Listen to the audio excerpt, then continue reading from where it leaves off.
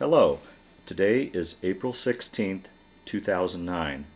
We're meeting today with Mr. Dale LaSart at his home in Windsor, Colorado. My name is Brad Hoops. I'm the interviewer for the Northern Colorado Veterans History Project. Welcome, Dale, and thanks for participating in the project today. Well, thanks for offering to do this. You bet. Let's start out, if we could, Dale. Tell us a little bit about yourself, your date of birth, where you were born, a little bit about your family. I was born February 27th, 1925 in Timberlake, South Dakota. Town of probably 300 or 400 people, still same size. I actually was born on the Cheyenne River Indian Reservation, but my parents weren't on the reservation, but my father was half Indian and his mother was on the reservation, and I don't know anything about his father much, except that he trained horses and kept horses, and whether he was on the reservation, if they were still together, I don't know. Yeah. But when I was very young, we moved to Huron, South Dakota, and I grew up there. I can remember early, maybe I was 3 years old, maybe 4. My dad bringing home a brand new Oakland car. Huh. And the only thing I can remember about that car much was he let me put water in the radiator with a whiskey bottle. Uh-huh. And I'd climb up there and put water because there was no antifreeze in those days. And we lived in a nice house close to a real nice park, and I used to pedal my little car up to the corner station, and those people didn't have much to do in those days, and the guy would clean the windshield and put gas in my little car, drive back, and then all at once everything was gone, and we lived in an upstairs in a house, and I started kindergarten in that place, and then things just started getting worse. Every 6 months or so we moved. We moved to a different place. My dad, being half Indian, was usually the last hired and the first fired. Indians in South Dakota had a hard time up there, so that was a problem with us too. But we weren't the only poor people. There were other people. This is right around the Great Depression era. Yeah, okay. the Depression had started, Uh-huh. and Yeah. and that made before that my dad worked at the Armor Packing Company. Had a pretty good job evidently, because we can remember having a pretty nice house. Mm-hmm. Don't remember too much, but I still know where it is. I can go back there and there's a house I'll be lived done. in. But so we just moved to the worst neighborhood in the worst neighborhood. Finally moved in the north part of town where most of the poor people lived. There was a lot of basements without houses on top, and we ended up living in one of those. Went to the same school from then, started first grade in that school, and was lucky that I did go to the same school. And when I say we were poor, people today would not be allowed to live like we lived. And this old basement, the floor, the cold wind come through it, and burned coal, and we had to buy the cheapest coal, and finding kindling wood. Boy, you was out and around, you found a stick of any kind. We'll take that thing home for kindling, you know. Wow. And ended up being 7 of us kids. I was the oldest. There was one born after me that died at a real young age, Mm-hmm. but 7 of us grew up in that place, and we had fun though. Yeah. You know, we had a creek not too far away, and we used to go down that creek with 15 kids, some of them barely walking. I didn't even know whose kid it was, you know. But we took care of each other, and we had fun. So we didn't, even though we didn't really have the food we needed and so forth. And I worked every time I could find something to do. when the school was going, I would set pins in the bowling alley, and back then you set them by hand. Yeah, yeah. And you get blamed for everything that wasn't a strike. It was your fault. And I caddied on the golf course and in the summertime, and you know, my kids asked me, well, how come you didn't work in the bowling alley in the summertime? And I said, well, there was no air conditioning then, and the bowling alley was only open in the wintertime. Huh. And of course, the golf course in the summertime. Yeah. So I would get a job in the summertime on a ranch or farm or something. I worked along with the guys, and so and I learned real early in life that don't act like a kid, even if you're 12 years old or 13. Go along with the grown-ups. Don't make no funny jokes. Don't make fun of anything. Just do your job. Mm-hmm. Keep your mouth shut. Mm-hmm. And so I was able to stay on some of those. For years and years, there was a ranch that I had a room on. I could go back to any time. I mean, that was for years. Even after I got in the service, the guy wrote me a couple letters and said, "Your room's still here." I'll be darned. But just most of the things that the kids do back in those days, and like I say, there was some embarrassing things. I would sit in the schoolroom, and the county nurse would come in and talk to teacher and come get me, take me out, take me to Montgomery Ward, Penny's, Sears, get me a pair of them old high-top farmer shoes, and bring me back to the school, and I'd squeak, squeak, squeak across the floor. And those kind of things were hard to do. Oh, sure. And, but when I was 15, I left home. I got a job paying $15 a week delivering freight around town. Popcorn to the theater, something to Montgomery Ward, barrel oil, something. Okay. And there was still people working on WPA for $48 a month. And why these people hired me, I was, and of course in South Dakota back in those years there was no such thing as a driver's license, and didn't have to worry about that. And I didn't go to the 8th grade, I went about 2 weeks.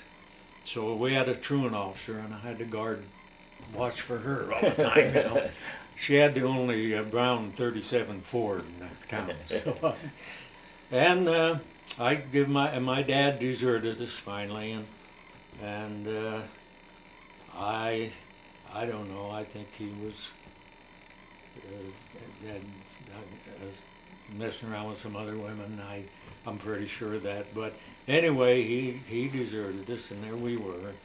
I'd give my mom a little money, and of course she could get relief, they called it then. And then,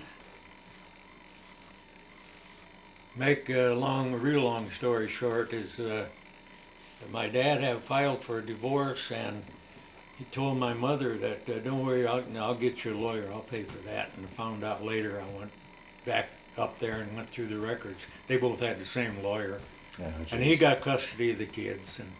And so that was, by that time I was, me and my friend, we went to Pierre, South Dakota, where they were building an air base. And my friend was a little older, and he got a job driving a dump truck. And the guy wouldn't hire me, but he hired me to wash trucks and do some odd jobs around there. But these guys kept getting drafted, and finally he said, "Well, I'm going to have to let you drive a truck. I want to lie your age a little bit." So this is the war had broken out at this point? The war had broken out. Okay. And this was early 43, late 42 probably. And so I got a job driving this dump truck.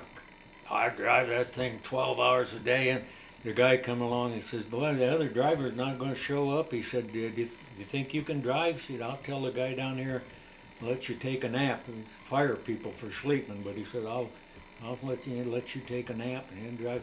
I drove that truck day, night, and a day. Jeez. But I was able to take naps. Anyway, when I got, they held one paycheck back in those days. I don't know if they still do.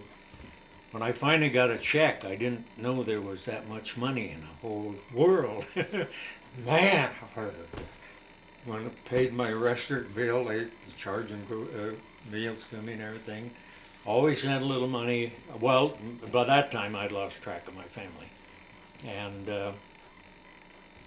when I got out of the service, I spent the next 40 years or so finding a family. But then I was, I tried to join the Army. I lied my age and tried to join the Army when I was 17, and of course they found that out real quick. And because I had no qualms about going in the Army, and but I had friends a friend in Rockford, Illinois, and I don't know how we got a hold of each other, but he said, "Why don't you come out here and while you're waiting to go to the service and get a job in one of these defense plants?" I said, "Boy, you can make some pretty good money." Well, in the meantime, 17 years old, I got married. Huh. Well, gonna go off to war, and everything, and by the time I went in the service, had a baby on the way. Oh boy. Boy, it must have been started about a week after we got married. But anyway, so here I was with a wife and a baby, and so I worked in the defense plant out there until in Rockford, Illinois, till I got drafted. Went in the service in Chicago, and ended up in Albany, Oregon was the town. Camp Adair was the camp. This is where you did your boot camp? Yeah. Okay. And so I, and of course, sent for my wife right away, and it seems like they paid her way, that the government paid her way out there, and we got a room with kitchen privileges, and on this Camp Adair was two outfits, the 70th Division and the 91st Division. Now, the 91st was an older division that World War I division, and when the 70th was a new division. I ended up in the 70th. I would go after we were there a little while. Then I got to go catch a bus and go home to Albany, Oregon, and 4:30 in the morning, get up, catch that bus, get back on camp, and our barracks were the furthest away from the bus stop, so I'd pedal down there, and I didn't mind I loved KP. Man, I never ate like that in my life. Oh, that was feast every day, to me. And birds of a feather do flock together, because this guy that we finally buddied up together come from the same background I did. Is that right? So we had things in common, and so every morning I would get out. And this one morning I was on KP, and run up to catch the bus, and the bus wouldn't run. There was problems with the bus, and I don't remember if they had to get another bus or anything. But boy, I was got out to camp and just I practically run my barracks.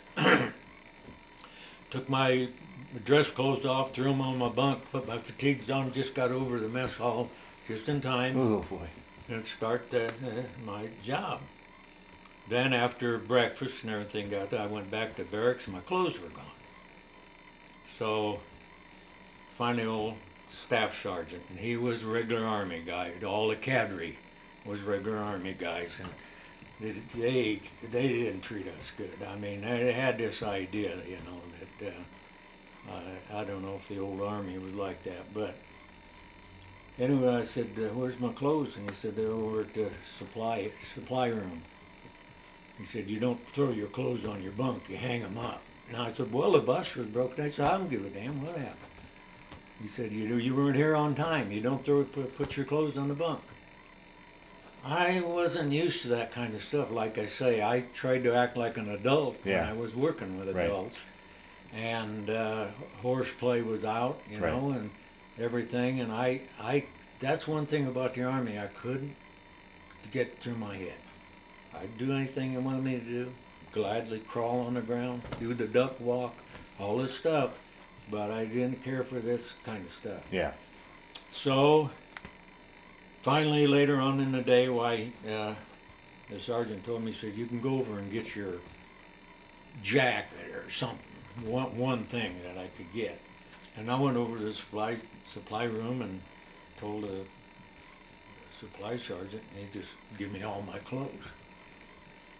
So then pretty soon I run into the sergeant again in the evening, and he said, I told you you could get your jacket or your shirt or something. I said, well, the supply sergeant just gave me all my clothes. What do I know? I tell him, no, I ain't going to take them. And we standing we were upstairs in the barracks, at the head of the stairs. And so I told him, I said, yeah, all this Army stuff is fine with me except this kind of stuff. I can't live with this kind of crap. I probably know what he said. And so he was arguing, so he pushed me on the chest. And I let him have one. And he let me have one and knocked me down the stairs. So the next day, they give me orders to go over to the 91st Division. I hadn't been on maneuvers or anything, but I did have some experience. One of the things I got to do before all this happened was there was another outfit that was having maneuvers, and I had this.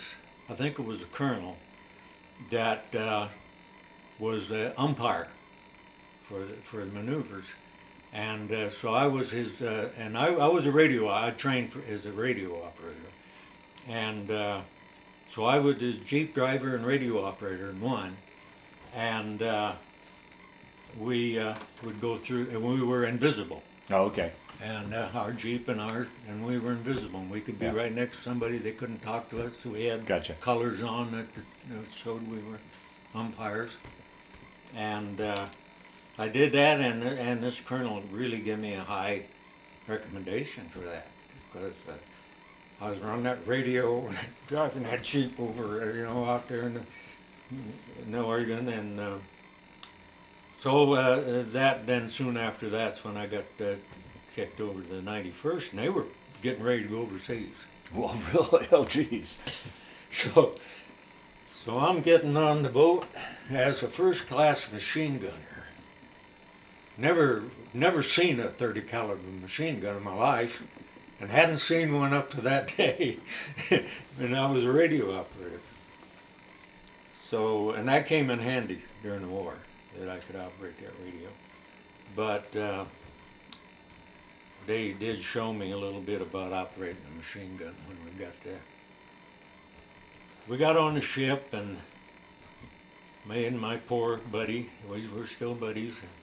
They're here, got on the ship there Oh, in no, Oregon? that was a different guy. That was a different guy than the 70th. I get those two guys mixed up all the time. But I buddied up with another guy that was kind of from the same background I was. And so we volunteered for KP for the sailors. Now, did you ship out from Oregon coast? No. I shipped out from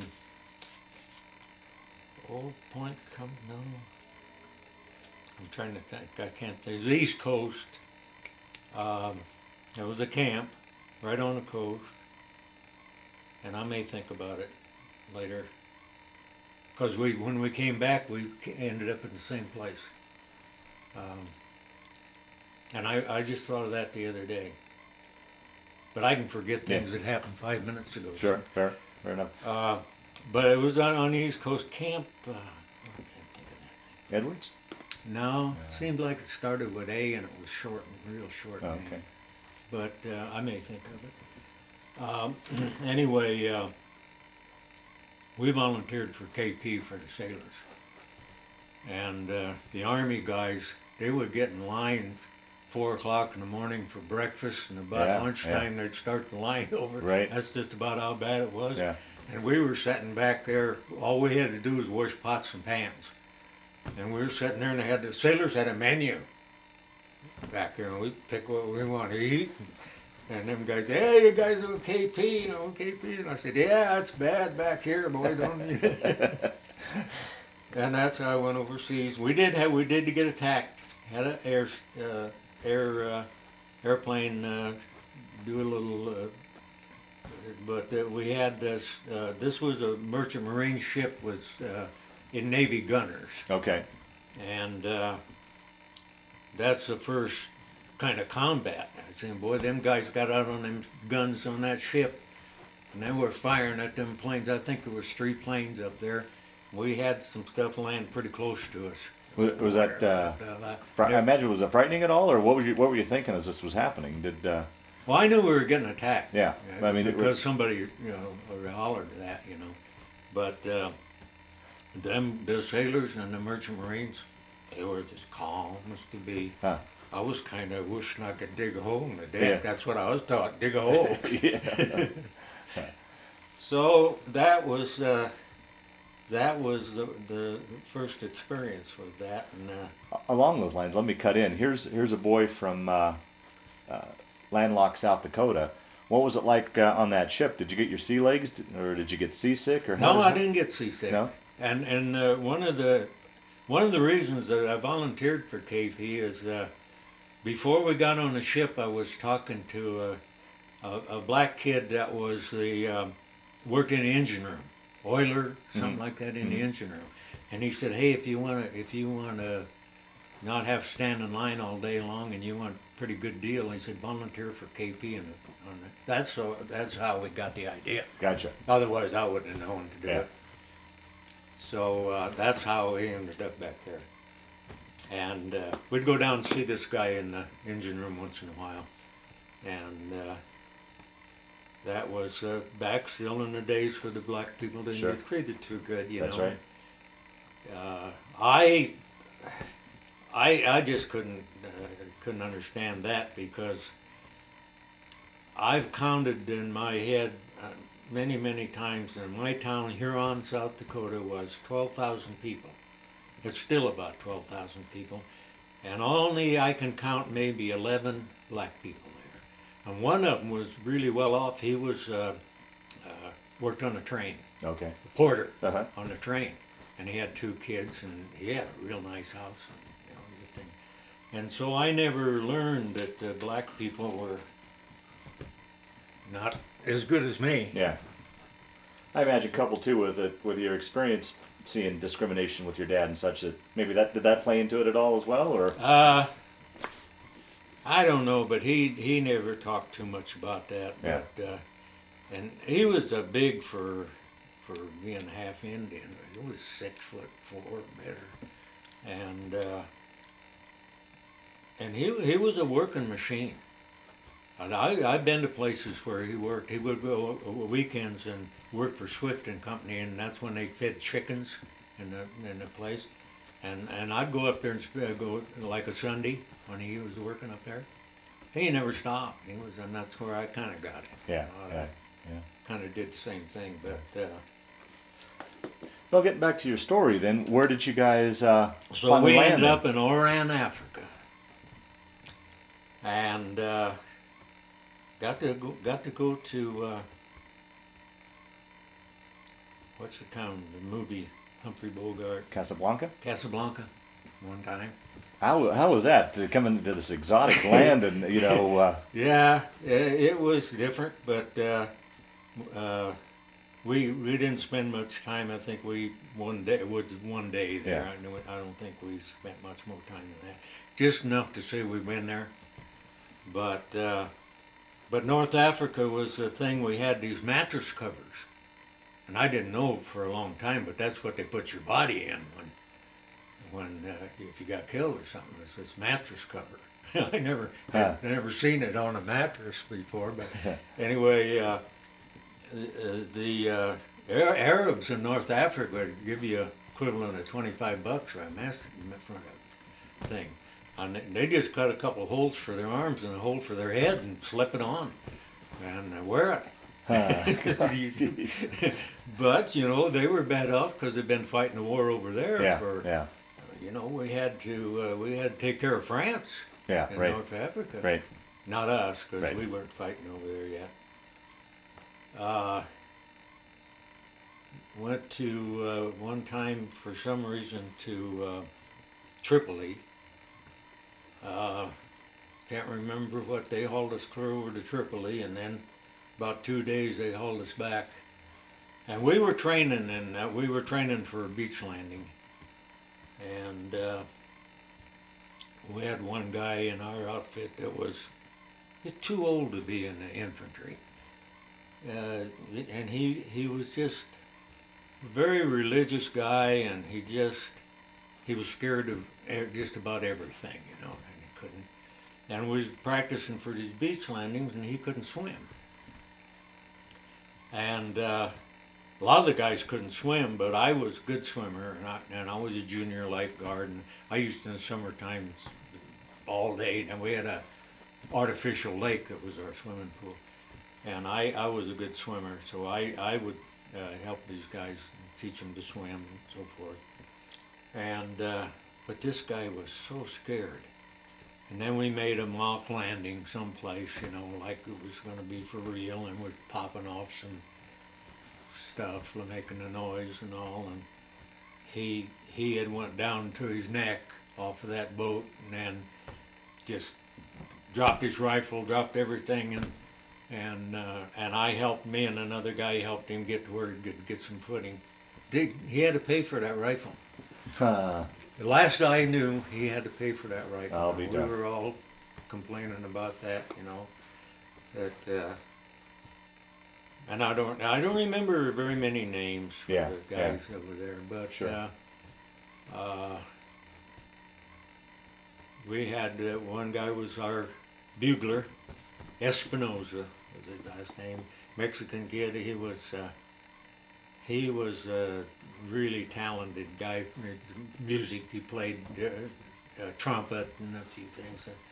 Being a bugler, you know, of course he had. And a few guys like that. After the war, 4 of us, Cavami, Espinosa, the little Mexican I was talking about, and the third guy, and I just seen his name someplace the other day, and we formed a barbershop quartet. Is that right? Yeah. And they were doing that and around, and someplace I looked this morning for those little papers that I had with some of that stuff in there. It was a piece of the Stars and Stripes that I've saved, and I can't find it. I'll be darned. But anyway, our names are in there that we won. We won the contest of Italy. We were in Italy, but that was after the war had ended. But after the training in North Africa, why we ended up going in behind the outfits that landed on Anzio. And now this seemed like that everything we did was backing up somebody else, 91st Division. It seemed like no matter what outfit they were, we were backing them up. And it dawned on me finally one time that the outfits that made these initial landings, initial attacks on these places were all World War I, all old Army units, 34th, 36, I think, and those are. And I think that they wanted to give those outfits the glory or something, which is fine with me. Yeah. But if you notice, you read about that, it's most of those initial things was done, and of course a lot of those guys were regular Army, I suppose,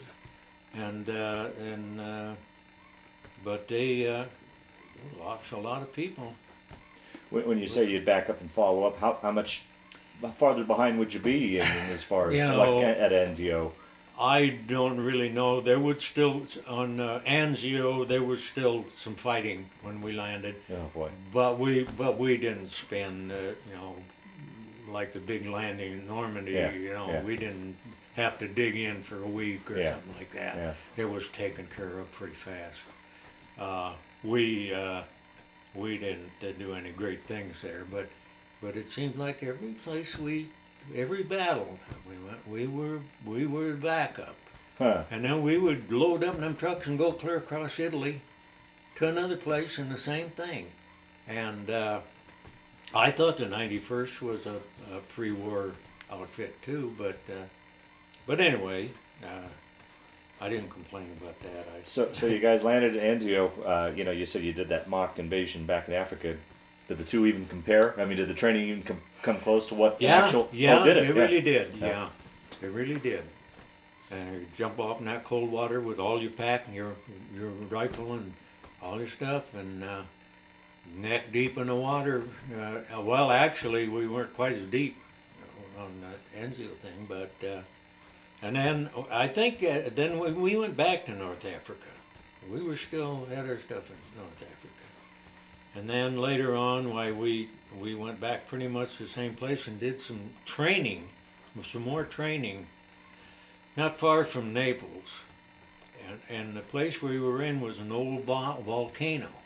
It was just a real large dish that we were in, training in there. It was just kind of nice, and I got to go through the old city of Vesuvius. Is that right? Yeah, Wow. and I always wanted a Schaefer fountain pen. Never could afford one, before. And finding a PX, I had a little money and I got me this fountain pen. Man, oh man, I wanted one of them all my life. I'll be done. Walking down the streets in Naples, and here come these kids running down the street, and something hit me on the chest. And about 3 blocks later, I noticed my pen was gone. So I learned the hard way, you better watch it in Naples. But I went through that and didn't go to Naples all that much, but a couple trips. But Vesuvius was worth the trip. That was really interesting.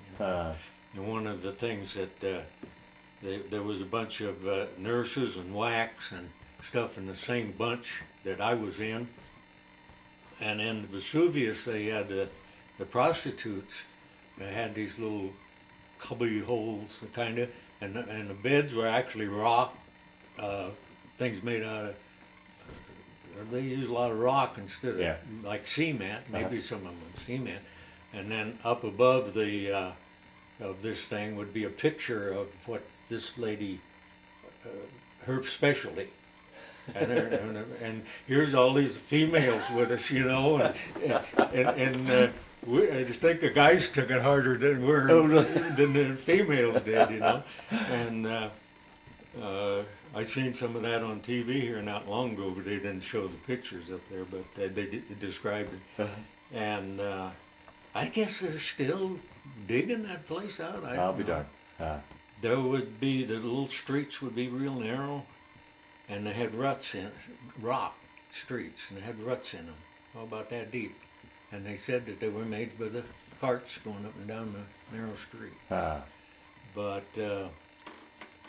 so finally we took off, and we had a couple little battles, and didn't amount to a whole lot, a couple days, and we hit Rome, and then Rome was declared a free city. So we didn't do any fighting in Rome. Then we got out someplace, I have no idea where it was, and boy, we just got out and got kind of organized, and then it started dropping bombs on us and machine gunning us, and we were digging holes and everything, and man, and that was the worst that we had been in so far. It was really bad. And a couple of our guys chickened out and ended up in prison. But I felt like it, but I didn't know which way to go. What? Yeah, can you describe a little bit what that's like for someone like myself and others that watch this that have never been in battle, and you know you've got these bombs raining and machine gun firing. What's going through your mind? How you coping with this? And You talk to God a lot. You're just so scared that, and you get uh, what do they call it? Your throat just almost closes up, and what was the name for that? You can't hardly breathe. You can't swallow. Your tongue gets so dry you can't swallow, and you're just so scared that you get to the point where you can't hardly do anything. You gotta tell yourself you got to do something. You got to get some cover. yeah, yeah. And you're just you just give up too. Wow. Well, I'm gonna die here, so Wow. and of course a lot of the guys are crying, and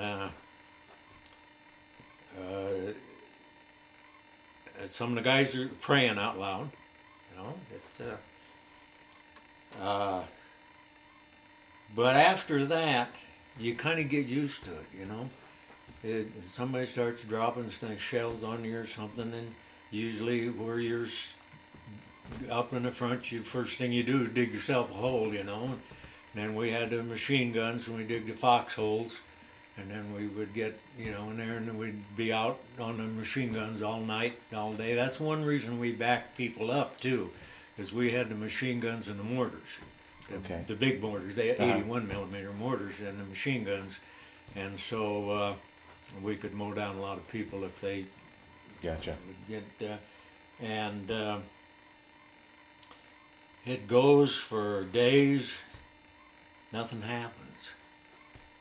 Oh, you hear the airplanes and you hear the bombs opening, you hear the guns through the air, but nothing's landing close to you or something, and you kind of just gets to be an everyday thing, And then pretty soon, bang, something else, somebody's attacking, and then boy, you're in it again, and the later on in the war, they made the cooks come up and pretty close to where we were, at least to the outpost, and feed us hot food, regular food. And them cooks, they weren't trained for that, and they're trying to put something on their table. And we used to kind of kid them and then laugh about that a little bit, but because you get so hardened that I did anyway. I never planned on coming home. Is that right? No. Oh, jeez. I just figured that this is it. Gonna get knocked off over here, and that's God's will. So I never talked about it. I never planned on it. I wrote to my wife all the time. At this point, did she go back to back home, or did she stay in Oregon? She went. She went. Her mother and dad were divorced for years. And while she was out there in Albany, Oregon, she said this guy knocked on the door of this place. The lady that owned the house answered the door, and this guy wanted to see Dorothea. And it was her father. And we don't know how he found her. So he brought her back to O'Neill, Nebraska. That's where she lived. And where I was when I left. And he tried to get back with her mother a little bit, but she wouldn't have anything to do with him. And then we were out in Virginia a little later on. I'll get to that a little later, but she had to find her way home by herself. And so she, about the day before she was going to go back home from Virginia, her dad showed up again and escorted her home again. By that time, she had 2 kids. And we have never, and then he stayed around O'Neill, Nebraska for a few weeks and tried to get back again with it, and then she just would absolutely have nothing to do with him. And so he disappeared, and we've never heard or seen anything of him since. I'll be darned. So it kind of makes you wonder, you know. But anyway, when the war, when we were up in Bologna, Italy, waiting to hit the Po Valley, and before we went up there, it was winter up there. Oh, that was up in the mountains in North Italy, and Did you have proper clothing? Did they have proper clothing and such? oh for you? yeah, Okay. you know, we had our GI clothing, what it was, you know, but it was that's about the time that the 10th Mountain Division came over there. They came over there just before the war ended, and Senator Dole, that's where he got wounded. Right, right. He was in the 10th Mountain Division. Well, they were the 10th Mountain Division, and we were the 91st Infantry Division. We were walking on the top of the mountains, and the 10th Mountain was riding in jeeps down on this highway, clear down there. They got in that one battle, though. Yeah. But it was really a tough battle. That's Sure. the only battle they got in, I guess. But we finally, all the enemy just kind of disappeared. We'd find a sniper once in a while, or somebody hiding out in a foxhole or something once in a while. And then we had to go and march, walk up this Bologna. That was, snow was, places was knee deep. And I guess it was a road up this pass. I've never seen anything but snow. Wow. And slowly, people just starting to disappear. And some people get way ahead, some people. I ended up using my rifle for a cane and just give me one more step. Just give me one more step. I didn't think I was going to make it. And pretty soon I got up to this place and somebody says, "Halt!" Give a password, and I give a counter password, and me in this place, and boy, they had buildings back in these trees, and there was me and my two buddies. We were in a wine cellar, and we just hung out there waiting to hit that battle in the Po Valley, and that was one of the worst things that happened to me during the war. I thought I was going to die in the snowbanks, but there was guys come in after me. And I wasn't the last one, but we just got all separated because some guys could move faster than the other guys. All the battles, I don't really care to talk much about the battles. Fair enough. Fair enough. Because they're pretty much the same, you know. It's,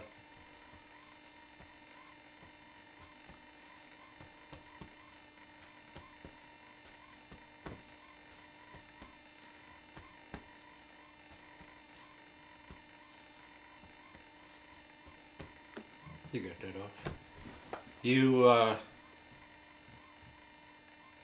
have a pup tent, you know, and wherever you're moving back, and if they don't furnish big squad tents, but even up, you know, close, you got your pup tent. You know, it's two guys.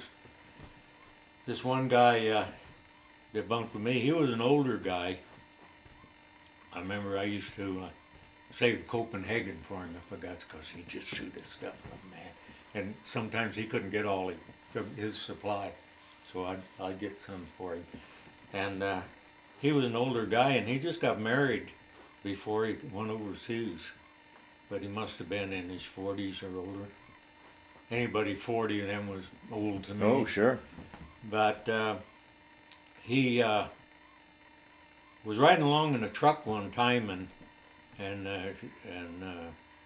come up to a big tree branch. Well, the guys in front of him seen the branch, and they were all getting down, and he didn't see it.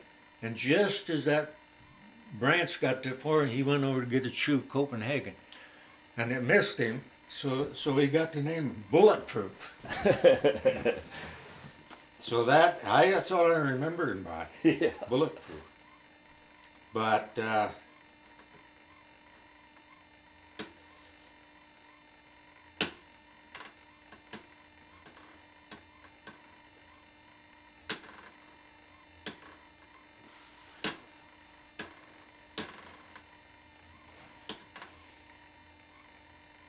didn't think that stuff would get to me. When we were going across the valley to take pizza, Mm-hmm. leaning cow. Uh-huh, yeah. One of the somebody wanted to bomb it, shell it, and our captain was on the phone. I heard him say, and he was cussing somebody on the phone. He said, "Let it blow that damn thing down." He said, "After the war, we'll build him one that leans both ways." But anyway, well, Bulletproof lost it. We were going across a grape orchard, and they had these irrigation ditches in there, and they were pretty narrow. And we'd crawl along in them, and then hit the next one and everything. And there were people up behind us already fighting in there. They called off the fighting, I think, because of it being so historic. I think finally two countries agreed or something, and so we didn't do any fighting in there, but we sure got messed up, and that's where Bulletproof lost it. Hmm.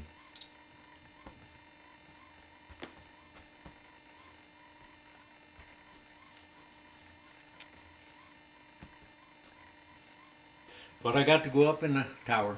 Is that right? Wow. Yeah, and that was a good experience. After, we'd hit the Po Valley, get back on that, and everybody just got lost from each other, and me and my buddy, who was a pretty good mechanic,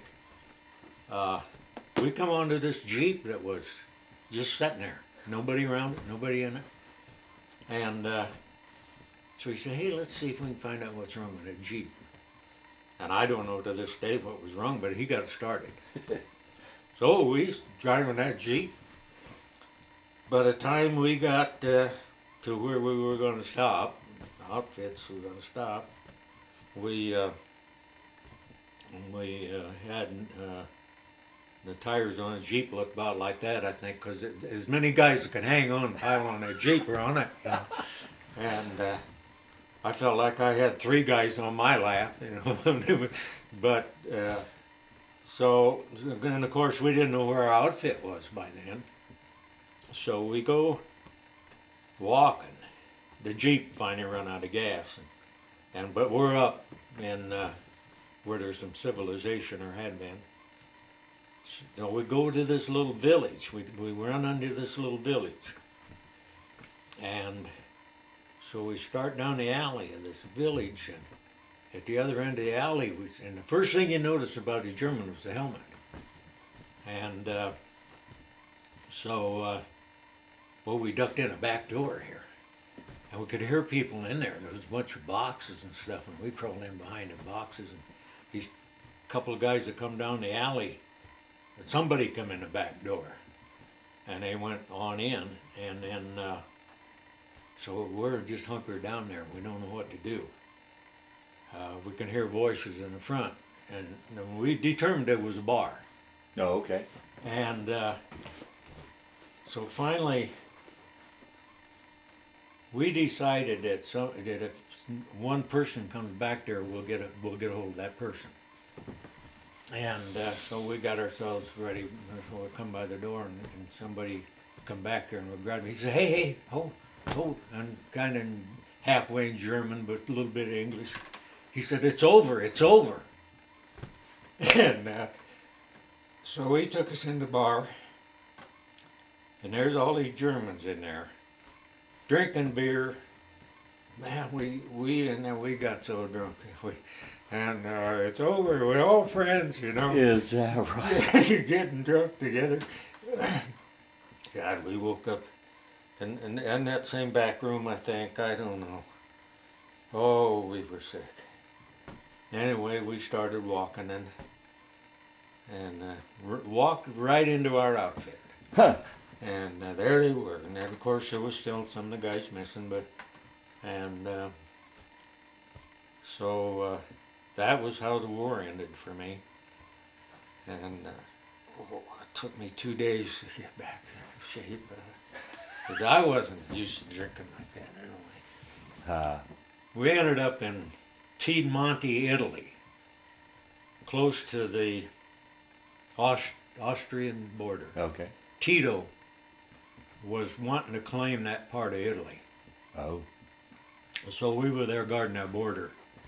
And it was pretty good duty. We patrolled it in jeeps with our machine guns mounted on them. And we didn't have a whole lot of trouble. And the outfit told us that we could invite one person that lived in that town, one Italian, to chow with us. And so me and this buddy of mine met two Italian girls, and they were maybe 14. So, and of course they didn't speak English, and we didn't speak that, but we got Yeah, to where we yeah. could commute pretty good, Communicate. Yeah. yeah, pretty good. And so we would take them to the chow, through the chow line, and then we would go through for seconds and take it back to their parents. And it was two families, these two girls that just living next door to each other. Of course, we got a lot of razzing about robbing the cradle and everything, but and this guy, my buddy, he really fell in love with this girl, and I don't know if he was going to determine he was going to get her back to the States and he was going to marry her and all. And I got some pictures of this girl that I buddied with there and took to chow, and sent them home to my wife and told her that she could send some T-shirts, some things like that for and told her about what size this girl was, and so that's what I did for her. And wow. And then her father smoked a pipe, and of course old Italian tobacco was like manure. And I go get our PX, and we had to buy our cigarettes and stuff. But anyway, I'd buy cans of Prince Albert and Velvet and stuff. All they had, I'd buy it and I'd cart it over to him. Oh man, we had the place. But we'd gather in there at night, some of the neighbors, and sing, and we'd have a ball. And they all thought South of the Border was an Italian song. And we were there quite a while. And I don't remember what month it was, May maybe, that we left there. But God, when we got on that truck, I think that whole town was there, waving at us, crying, you know. But told this girl, I gave her an address and I told her to send me a letter, and I would find something, just write it in Italian.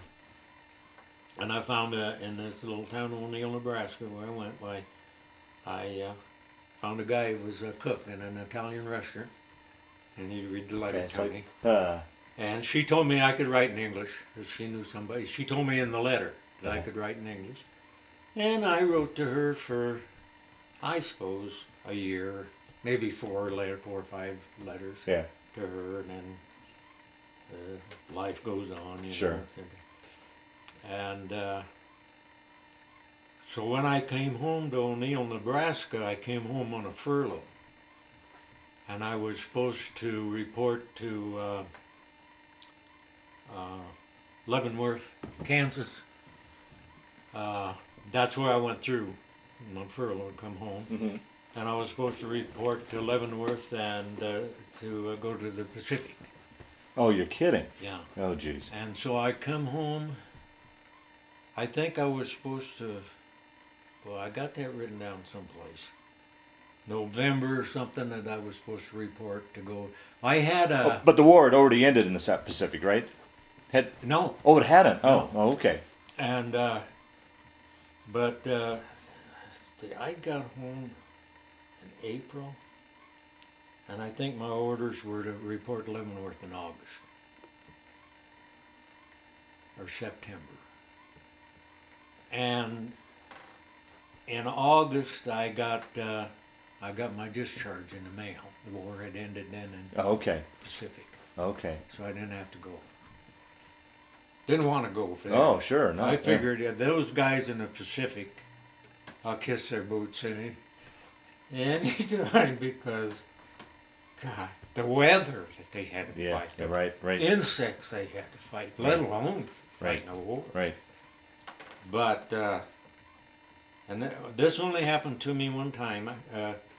Of course, my wife and I went to town, and mother-in-law babysat, and we went to town, and we were gonna go. We went to a movie, and they wouldn't take any money, and then we went to a bar, and there happened to be the town millionaire in this bar, and the town millionaire, he was an alcoholic, but it was a kind of outfit that every spring they'd take all their furniture out of their house. They had this huge lawn.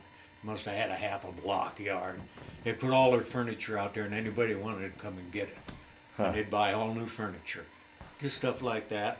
I wish I could remember his name, because the waiter brought over drinks for us and said, Mr. whatever his name was. Finally, I said, well, give Mr. what's his name, whatever, Evans, whatever his name was. Buy him a drink. And I was the first one back there from the Army. I mean, there was nobody, no other soldiers back there. Everything was free. I didn't have to do anything. And the only time this happened to me was walking down the street, and a car backfired. And people used to take the Model right, A's, you could throw up the spark and turn off the switch, and it'd pop, really loud. And so I hit the sidewalk. Man, I hit the sidewalk.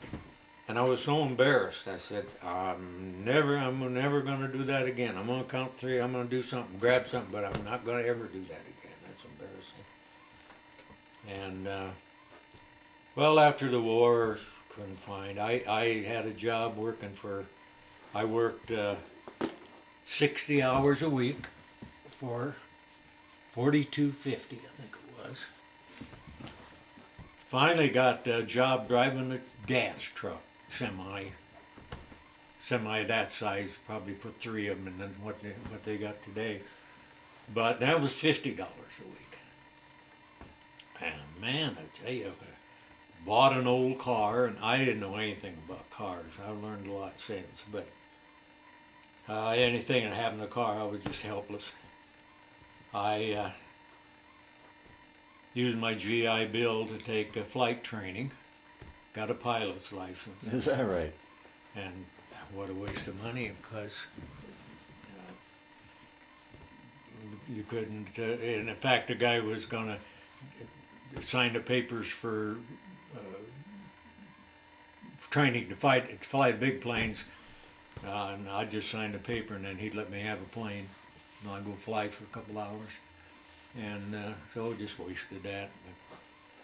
So I thought, well, I didn't mind the service. I'll just go back in. So I signed up for the Air Force. I was a pretty good radio operator, and I could do the dot and dash. I could do all the stuff, and I was pretty good at that. So what year? 1947. Not long after the war ended. And my wife had bought this little 2-room house with a full basement while I was gone. And we sold that to some people, and we got a 1934 Ford for the house, really. Huh. Maybe a few dollars. And had to report to Langley Field. The old Ford broke down about halfway there, and made me a day late, so on my discharge I got a day AWOL. got there a day late because the people was down that fixed the car, they really took me to the cleaners too. I found out later. The guy said, "Why, that shouldn't have cost. That should have cost $5." Anyway, so went in there and back then, it's good. I didn't have any money when I got there, and and the car broke down, and I drove that thing. I stayed in the motel one night, I think, and my wife and the kid, and so there was a place that rented rooms in Hampton, Nebraska, Hampton, Virginia, and I went up there and asked them if they could let us have room. Didn't have any money, but I was, oh yeah, sure, I went out there and Langley Field and checked in, and they didn't have anything for us to do. My job was firing a furnace in the barracks, and I had to do that one day out of 2 weeks or something. I mean, there's so many of us out there. And I had an apartment in Buckrow Beach, Virginia, and I could just go to Langley Field every day. I still had this old 34 Ford, and so finally they made us an offer that we could go overseas or take a discharge. Well, I signed up for overseas. Then I got to inquiring about how long it'd be for we could have a family over there, and they said, "Well, we don't know, a year." So I thought, oh no, I just well, you signed up. That was it. No, I went through all kinds of channels. I finally had to talk to the commanding officer of Langley Field, but he sympathized with me and got me a discharge. On Buckrow Beach in the wintertime, everything is closed but one bar. And this guy would keep open one bar. He didn't own it, but we worked there, and he'd keep this bar open in the evenings. We'd open it up in the evening, 7 o'clock in the evening, keep it open for 3 or 4 hours. And everybody that lived on Buckrow Beach would hang out at this bar. And he didn't care if you'd spend any money or not when I didn't have anything to spend. Said this old guy couldn't talk. He just like this. He couldn't talk. And he was asking me questions about what, and I told him, I said, well, I'm looking for a job. He said, can you drive a car? Yeah. He says, you want to drive a taxi? I said, I'll do anything. He gets on the phone. Evidently they could understand him. Come to find out, he had financed these 2 brothers, or I think they were brothers anyway, to start this taxi company. Oh, okay. And so he owned most of the company yet. He told him, I'd want to send this guy around down, and you hire him. And give him his name, and so the next day I went down there and got a job driving a taxi cab. Used to haul a little whiskey around once in a while, make some extra money. And so this one night and there's so much crooked stuff. Phoebus, Virginia. That's right at Old Point Comfort. And Old Point Comfort was a place where the ship landed for passengers, but it was an Army base too. And it was a funniest thing. And we could go out there and on the dock. They'd let so many of us out there on the dock and get people coming off the boats, and that was pretty good. So, but this one night, this guy had some bootleg whiskey wanted delivered to Hampton, and I said, yeah, I'll take that. That was quite a bit of money for that time to take it. And got around a corner in Hampton, and I don't remember what it was, if it was a car across the road or something. But anyway, I rolled that taxi. Oh boy. And I had the whiskey in the trunk. So I hightailed it on foot away from there, and I called disguised my voice because the gal on the phone, she'd know him too. Yeah. And I had her send me a cab, certain guy that I knew real well. And he got out there. I said, get me out of this state. Right now, get me out of the state. I got money, I'll pay you. So he got me out of Virginia and into West Virginia. And I said, now I want you to go and help my wife get packed up, help her sell everything she got that she can sell. Don't take anything, and get on a bus and go home. And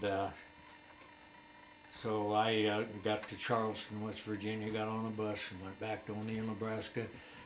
They were building a dam up in South Dakota. As soon as I could, I got up to South Dakota to work on this dam, rented a room up there. And I guess it was 6 months later, this gal that was on the phone, the cab company wrote me a note and said, don't worry, there's nobody going to do anything because the company has sold more whiskey than you'll ever see, so they don't dare to do anything. And so I heard about this mine here in Colorado.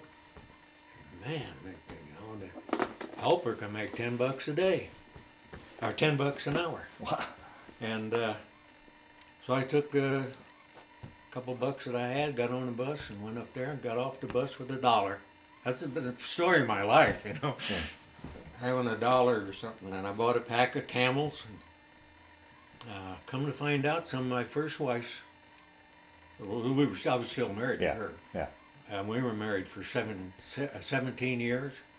Her and I are in our 46th year. Wow. That's how I've been married just about all my life, between the Army and anyway, found out that some of my first wife's relatives worked up there. So I had met one of them, and I remembered the name, and I got to where I could call her, and she said, "Oh yeah," we said, "We'll come up and get you." Well, that first day, it was a line there, and they wouldn't hire anybody. So there I was. I had the story of my life, not hired. So they come up and got me, and then that evening, this one guy, he happened to be, I didn't know him or his wife, but they were related, kind of shirt-tail relation of my first wife, and he said, "Get ready to go up on the mountain." He said, about 6:45 in the morning. And he says, "I think they're hiring." And me and another guy that was related to that family, he'd married a daughter, we got a job, and nobody else did. So I think, you know, them people got it. Nobody ever said. Got to work in that mine, and the first night in there, I said, "Oh, what am I doing? It's pitch black. It's a light on there."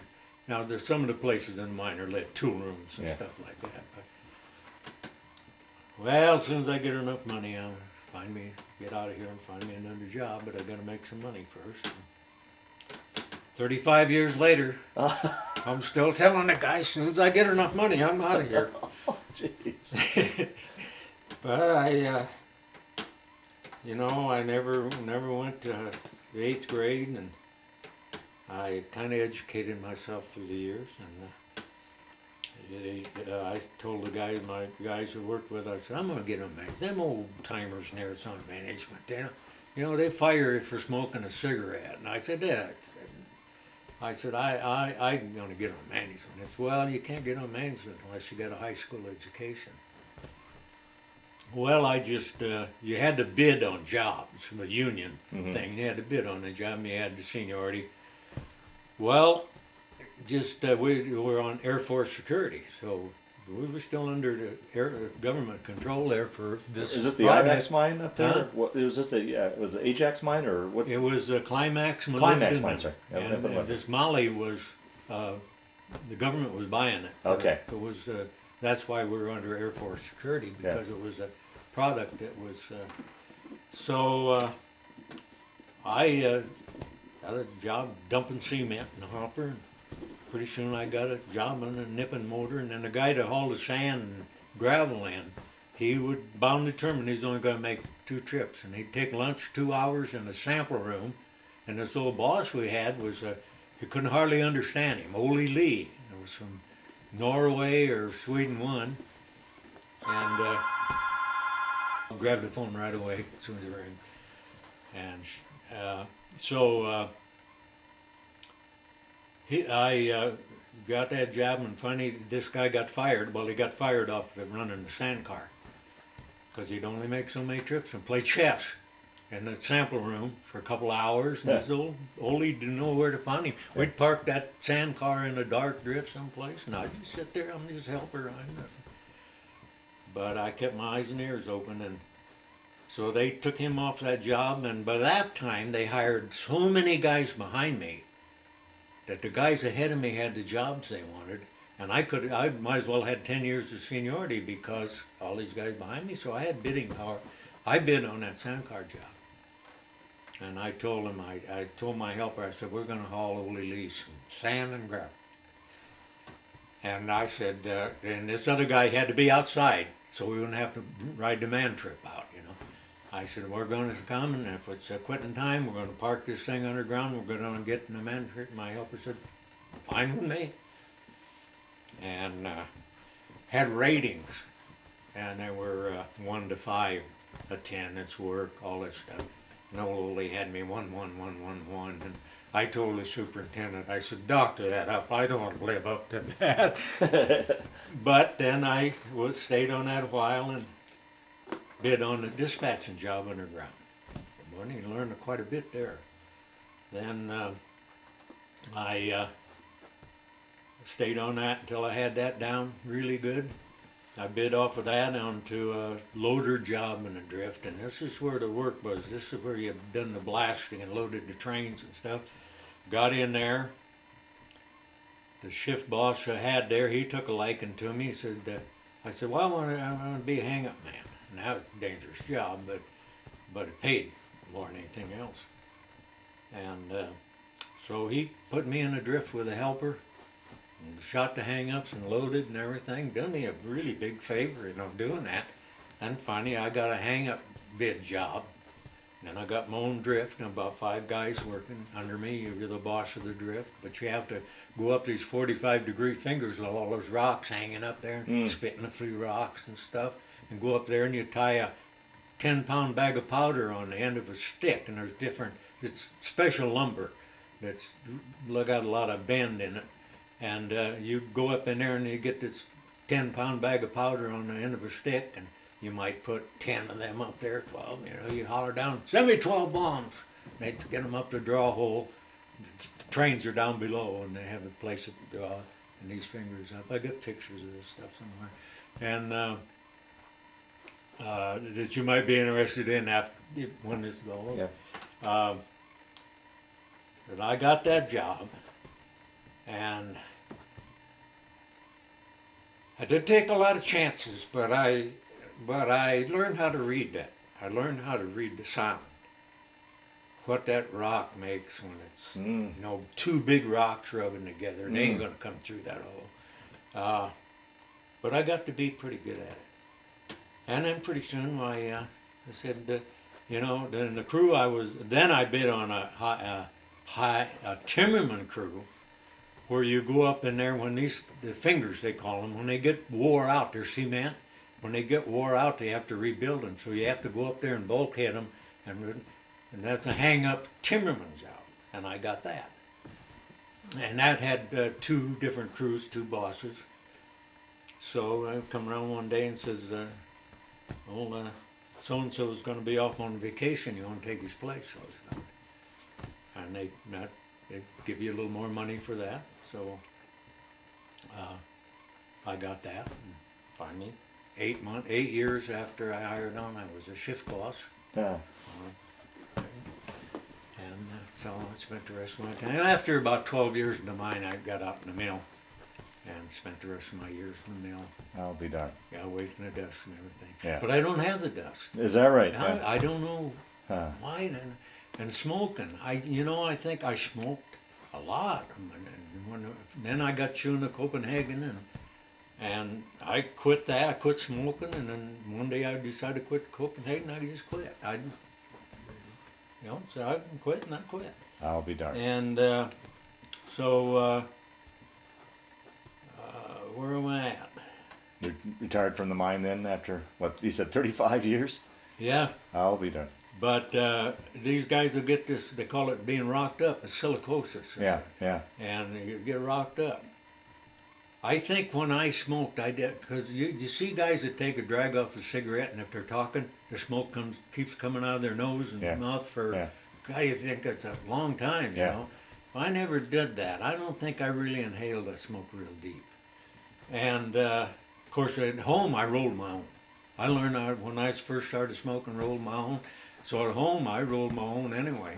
Sometimes I'd even roll a couple. When I tapered off, I would roll a couple cigarettes, take them in my lunch pail. Huh. After lunch, I'd just roll your own smoke. But I don't have any of that. I've had my lung X-rayed. One doctor up there. We had our own hospital up there. Yeah. We had our own store, Yeah. service station, Yeah. everything. You could get snowbound up there for a month. We didn't have to go to town. Right.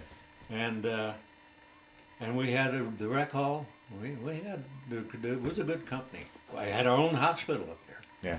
And everything. So I never did get any of this, so I don't have the silicosis. I told you about the honor flight. Uh-huh. I'm going on that Yeah. the next Tuesday, 2 weeks. the 28th. Yeah, next week. Yeah. Well, one of the guys called me. He's a nurse. He was in the infantry, World War II. But he's a nurse, and he wanted to know what medications I needed and everything. Uh-huh. I said, I don't take any medications. And he said, well, how old are you? I said, I'm 84. You don't take it? I said, no.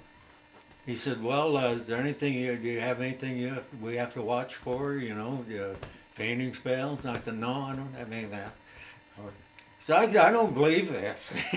Me on the phone. So you're healthy as an ox then. Huh? You're healthy as an ox. Pretty much. Yeah. I walk up that cart out there, I walk up there about 5 blocks to the school and twice a day and do my crossing rod job. And if I have to go uptown, I walk. Yeah. I got rid of my second car because. But getting back to the Army part, I never met this sergeant. You know what? Hold on. Well, I had to interrupt you there to change That's the tape. That's a good. Go ahead Gives and me a continue chance your to story. Kind of refresh my memory a little bit. Never got in touch with anybody that was in the service with. I tried. There's one guy, I'll never remember his name again. He lives up in Malden, Montana.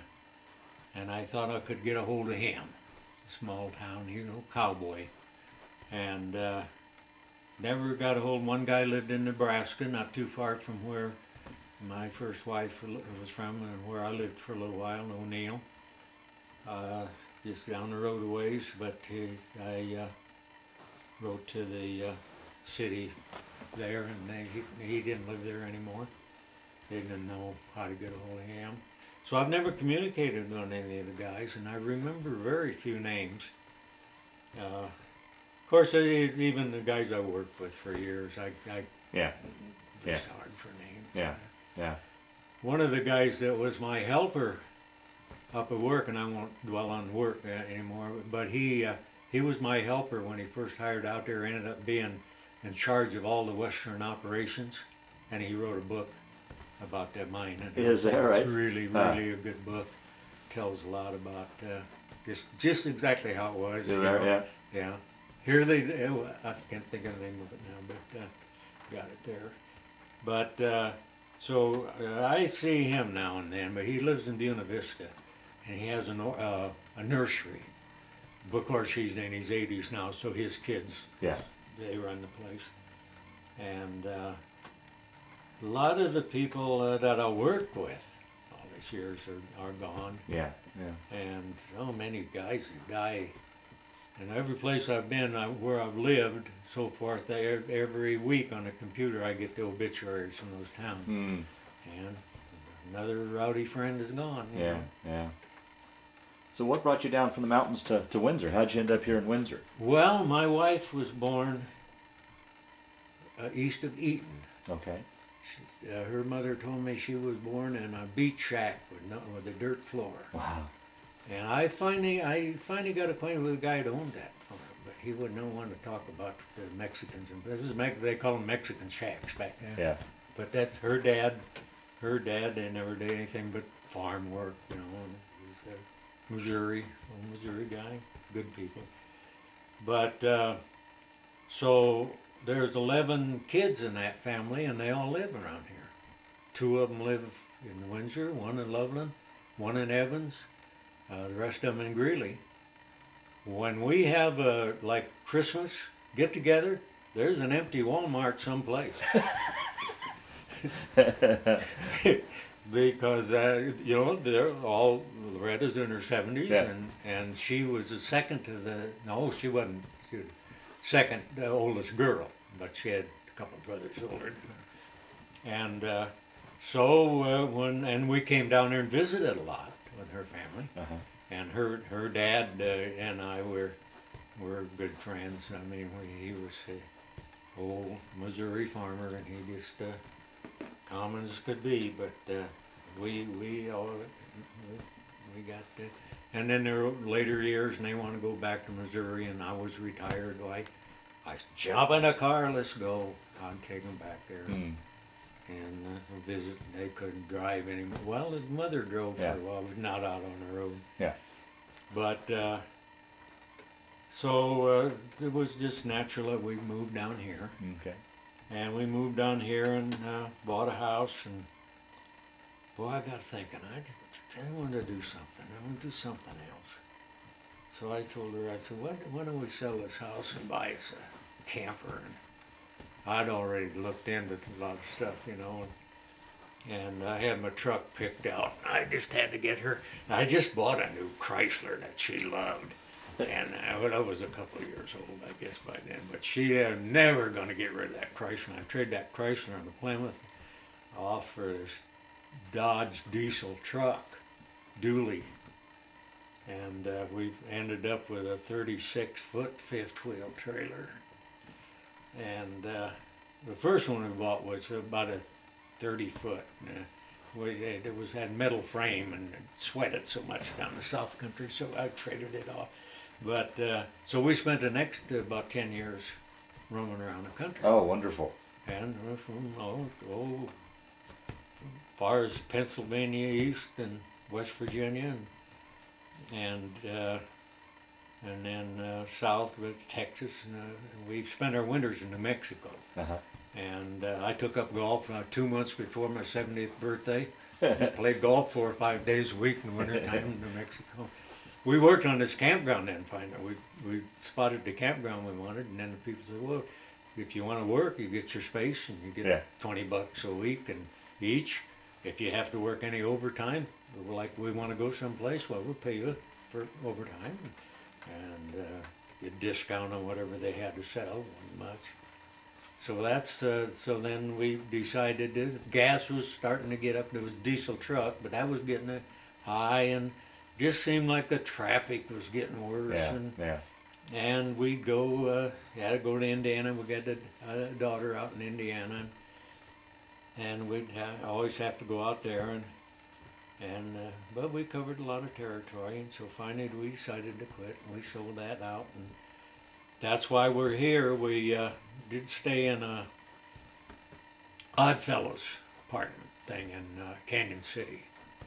But we were driving up here through Colorado Springs and Denver to every birthday party up here, and her family, Christmas, Thanksgiving. I said, we're going up there so much, we might as well move up there, you know, to get to. I like Canyon City, all right, but so she came up here, and I said, go up there and find a place to live. And it wasn't easy right then. We've been there about 6 years, you know. But she finally found this apartment. I said, I don't care what you get, I'll live there. I won't complain about it. And so, can't afford to get out of here. And, sure. One of these days, her brother-in-law said, one of these days we'll get together, and when the weather's nice, and we'll get you some of this furniture out in the yard, and some of it back there, and we'll get this carpet fixed for you. I said, I'd leave it go. Wait till it gets wore out, and I'll get a new one. But then the guy that was taking care of the parking lot and stuff was in the service, and he was getting a discharge, wanted to buy a house in Water Valley out here, and he had this job, so I went over there and asked the gal. Her husband managed this place, and he died here, so she just took over his job and asked her if I could have this guy's job, and sure. So I do more for her than I need to. But then they keeps you busy, decided to have dogs, So out back here, they got this old dog run, and they bought one of those things that's on hiking trails and stuff, Uh-huh. with the bags for Yeah, the dogs. yeah. Expensive, damn thing. Put that out there, and I've been fighting for these. I finally got the owner to write a letter that if these people didn't pick up after their dogs, we were gonna Yeah. kick them out, or we're gonna eliminate dogs and so forth. So we finally got that, and that was actually the gal that done that, and she got fired there because she was taking care of the yard, and she was charging hours for every little thing she did. And then she started having seizures, so they got rid of her, and she was take care of that. So I told Bev, the manager, I said, I'll take care of that dog thing for you. I can't see you out there doing that, you Yeah. know, a woman's job. And so, you know, what they pay me off my rent here, and like I say, Loretta cleans apartments, and so we do all right here. Keeps Can't you busy. hardly afford to move. Yeah, yeah, If anything happens to me, she'll move out to Indiana with our youngest daughter. yeah. We had two daughters, and we had 2 daughters planned.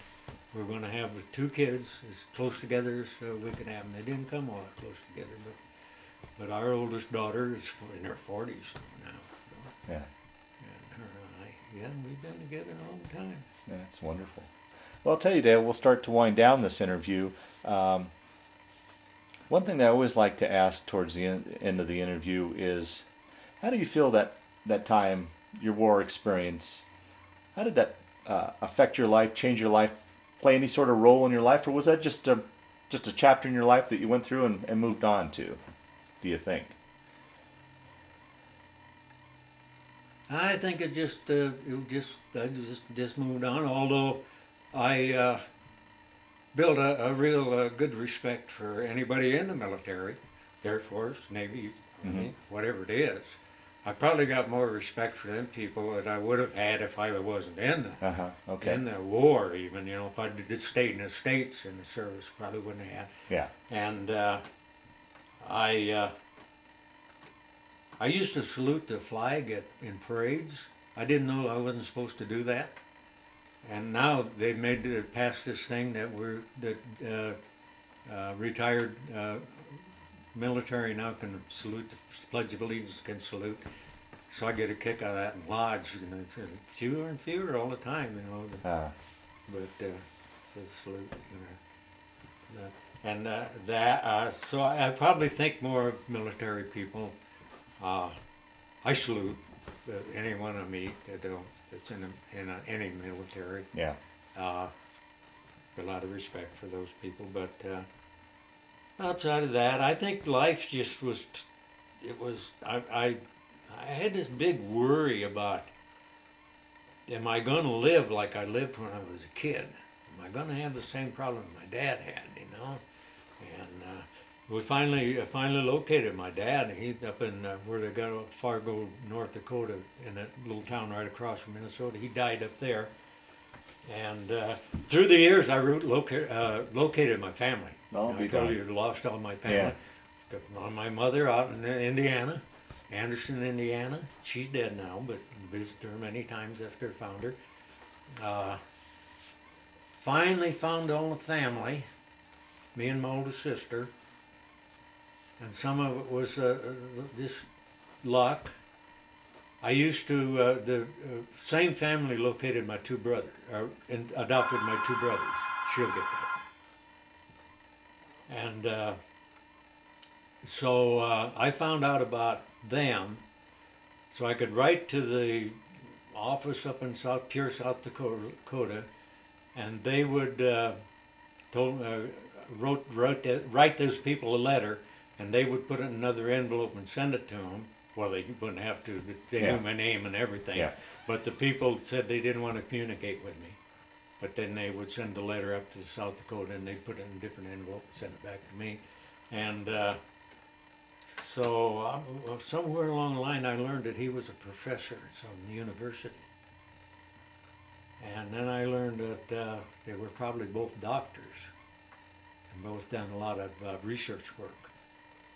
And in 1 week, in 1987, my sister located them people through Salt Lake City, Mormons. Okay, yeah. This woman that was up in South Dakota retired and sent me, I don't know how she knew where well, I guess I'd give my new address and everything down here. And said she just felt so bad all those years. So she gave me the people's address, Houston, Texas, Pasadena. And my youngest sister's husband claims that he located him. Of course, he was kind of BSer, so he already knew that somebody did. So, but that's all right. Yeah. We had a reunion in 1987 in Huron, South Dakota, where we were raised. Everybody was there, including my mother. Be darned. And some of these kids that were adopted, didn't never know their mother. Yeah. And the adopted mothers were there. Oh, that must have been something else. Yeah. Huh. So we finally got together. Can't think of anything else. I guess we'll finish off the interview. I want to thank you for sitting down to tell your story today, but more importantly, I want to thank you for your service to our country. Just pulled back off of the line one time, and there was some Italian people taking pictures, and had them take my picture, and that was it. And just you get pretty gaunt sometimes. Remember when this picture was taken, Dale?